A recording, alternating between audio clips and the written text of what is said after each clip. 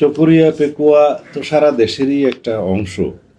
তো যেহেতু আমি এই এলাকারই নির্বাচিত প্রতিনিধি ছিলাম, আমার সহধর্মিণীও আমার অনুপস্থিতিতে আমি যখন কারাগারে ছিলাম তাকেও এই এলাকার মানুষ আমার চাইতে বেশি ভোটের ব্যবধানে নির্বাচিত করেছে।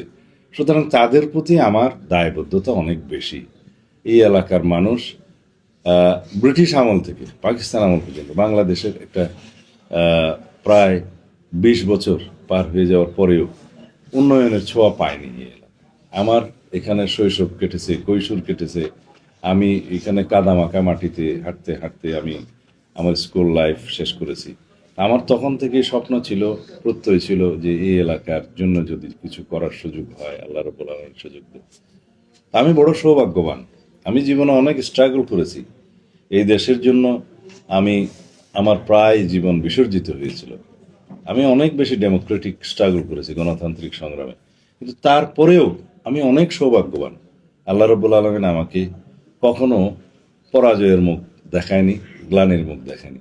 আমি বিজয়ীর বেশে এই দেশে ইজ্জতের সাথে সম্মানের সাথে প্রত্যাবর্তন করতে পেরেছি ফেসিবাদ মুক্ত বাংলাদেশে।